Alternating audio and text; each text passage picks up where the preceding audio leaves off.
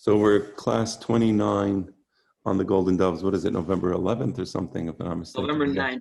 November 9th. Although it feels like many, many days after the election, it's only 6. Go ahead. No, I just remembered actually, by the way, how I met Rabbi Sachs. It was funny. I just it was running through my mind. I figured I'd share it with you. So it was 4 years ago.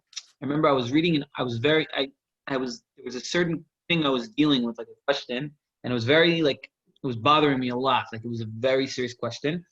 And I spoke to his dad about it, I had a whole conversation, but it was really annoying at me.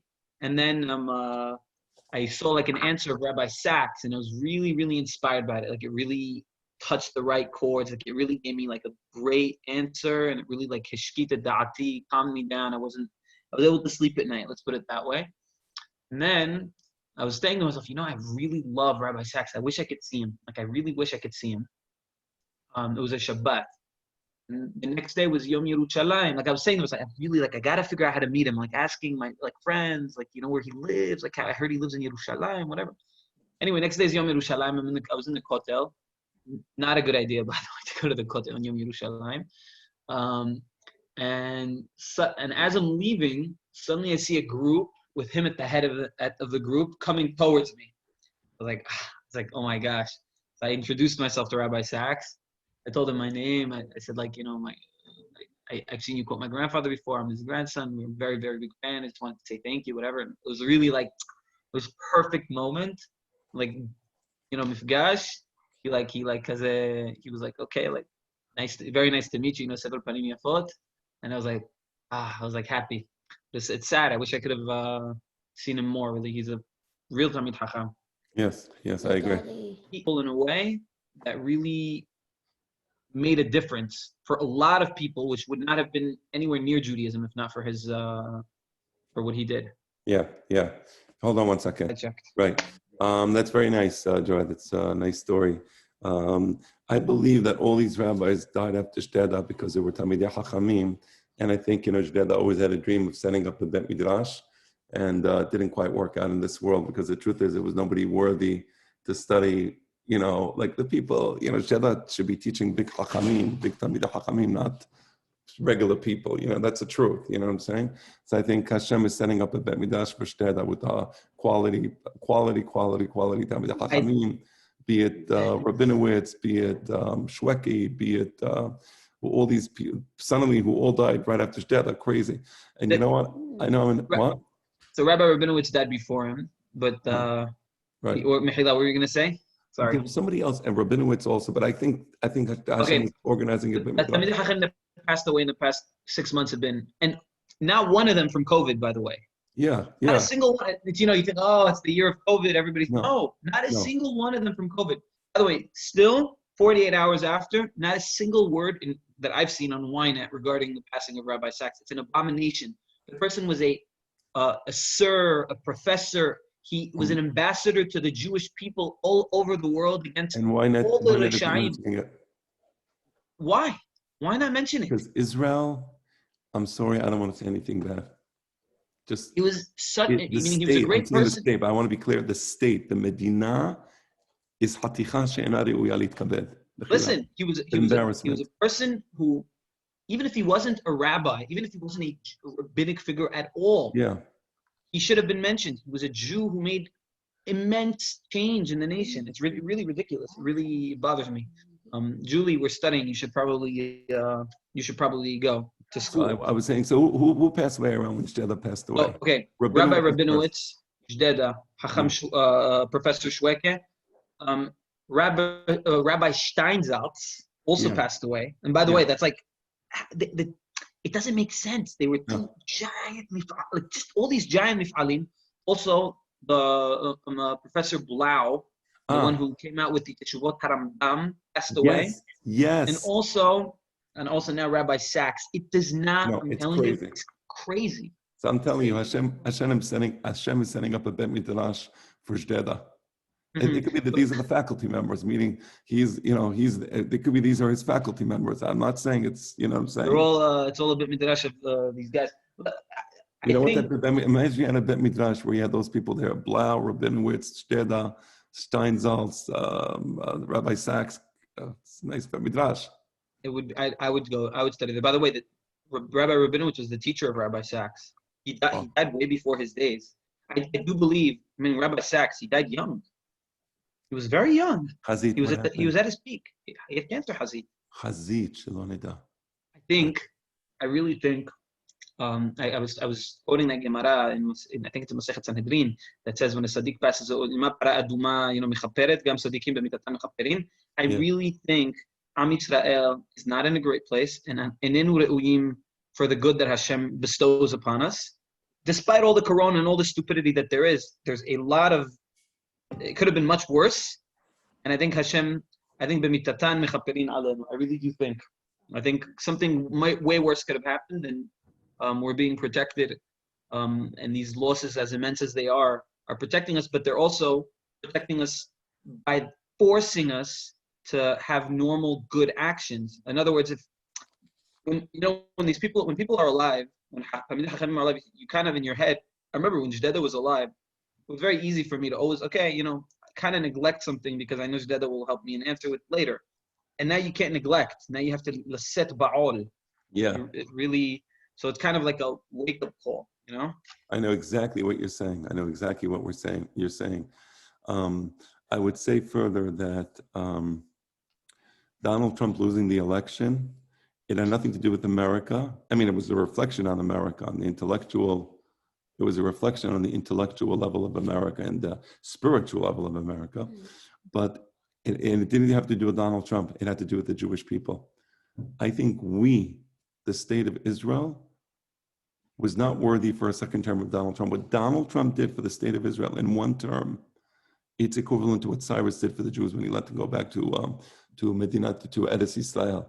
And the fact that the Jews, by and large, did not appreciate him the way they should have, and they did not say special Hallel to Hashem for all the things that through Donald Trump, Hashem did these incredible things. I mean, the state of Israel is different. You can now move to an Arab country. It's incredible. Jews now are welcome in Muslim countries. And if he would have been president for the second term, who knows? He might have told them, you know what, you should build a Beit HaMikdash. I don't know what he would have done. He might have said, build a synagogue on the Temple Mount, and don't worry, there's going to be no mehumot. It's all good.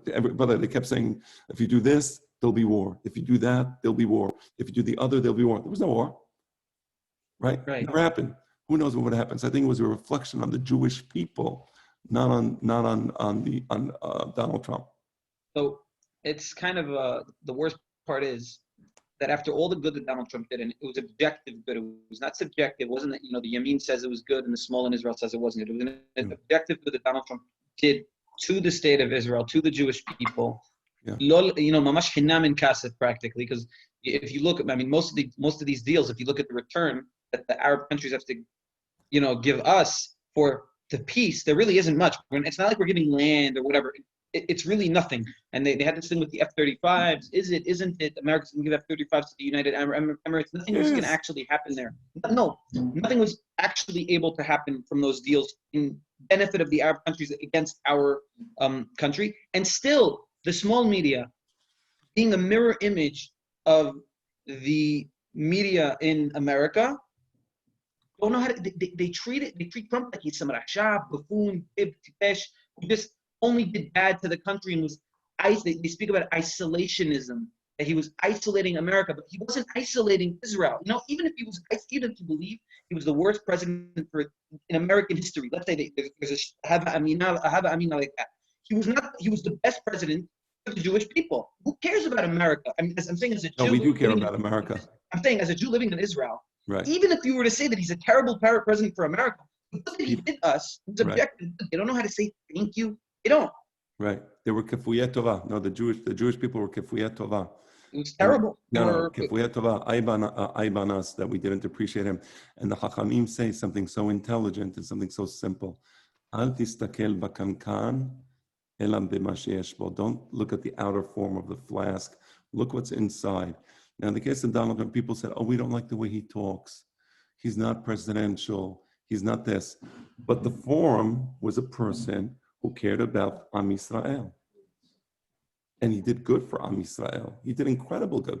Did he good for Am Yisrael? Israel, the state of Israel today is a completely different state.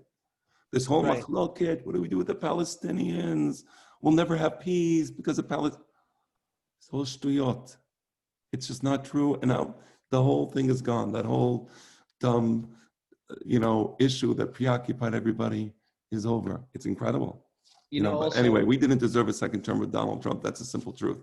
one last thing, and then we should probably start to study something. Somebody very smart told me, I'm not going to say his name right here. I don't know if he wants me to, is that, Donald Trump, we have there's a lot to say about the way he holds himself. Sometimes he says things that he doesn't mean. And, that is how he is. But one thing you can't say about him is that he's a politician. He is not a politician. Yeah. He's the one person in the political establishment in America, maybe in the entire political establishment, maybe in the world, shetocho kevaro.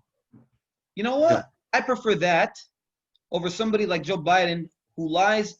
He doesn't lie. All politicians. No, but it's objective. Like I was, people were telling me he's lying. You tell me something, Joe Biden's a liar. So I look into it. I'm not just like, I don't believe anything. I look into it and you say, my God, he just looked like all politicians are It's amazing. It's amazing. Look what Donald Trump did to the middle class in America. We don't have that in Israel. Bibi, as good as he is, or I don't know if you like Bibi, don't like Bibi, that's your opinion. I'm indifferent. But as good as he is or is not, the middle class in Israel is crushed. It's decimated. Yeah. Their Shi'abud Mitzrayim was more appealing than to be a middle class in Israel. I mean, it's horrible. And it's like that now. It's becoming like that in the rest of the world. Donald Trump helped the average person economically. That's a simple truth. Right. That's a simple truth. Do I want to have coffee with him? Do I want to marry? No. But as a leader, he was very effective and he had results. And we care about results. We don't care about cheap political slogans. Listen, they hated him because he was against the Marxist narrative that they were pushing forward. Okay, he wasn't a president of minorities. He was a president who tried making the economy better. He wasn't saying if a minority is living in the street because he doesn't want to get a job, even though he could get a job, and not that I'm saying anything against minorities, he wasn't saying this person's a Sadiq. He shot you. No, but he's a Sadiq because he's a minority. No, he's a Rasha because he shot you. Whatever. Exactly. And one last thing. Yesterday, also another big Talmid Chacham, or at least I heard, I don't know, the son of Rabbi Feinstein passed away. Oh, really? Rabbi Moshe Feinstein? The son of Rabbi Moshe Feinstein apparently was a big Talmid Chacham. I never met him. I'm assuming that like his father, he's probably a big Talmid Chacham. Again, this that I say is big Talmid Chacham doesn't mean I agree with every one of his Pesakim. I certainly don't. I don't agree with the methodology, but he's a Talmid Chacham. He's a person who studied Torah and had knowledge of Torah. And I don't think it's a coincidence that he died on the same day. Listen, Jdedah loved Ashkenazi Talmidei Chachamim. I know Jdedah loved the Litvak Talmidei Chachamim. I'm telling you, he was probably part of the yeshiva there with Jdedah that they're setting up for Jdedah. Wow, you're right. Yeah, Rabbi. A bunch of people told me. What's his name, Rabbi? I think that this is I'm me. I'm like very I'm critical and like logical and Rabbi David Feinstein. I see. I'm looking at it. He passed away 3 days ago. Yeah. Clearly there's some sort of gezerah. I'm telling you. And I don't look into these. I'm not the type who looks into these things. Oh, look, there's a gezerah min Shemaya. Some teacher when I was in 3rd grade, she said in 1990 whatever, like 7 rabbis passed away, and it was because there was a gezerah in the Shamayim. She was giving us the peratim of the gezerah. Like she was speaking with the ministering angels regarding the gezerah. Like they had coffee together in Aroma on Achuza Street. I don't know, but listen, obviously there's something. There's a little. Anyway, we should probably. All right. So let's let me just stop this recording because this really had nothing to do with Golden Doves. We'll post it as discussions on Rabbi Sachs and Donald Trump. Okay, but one moment. Politics.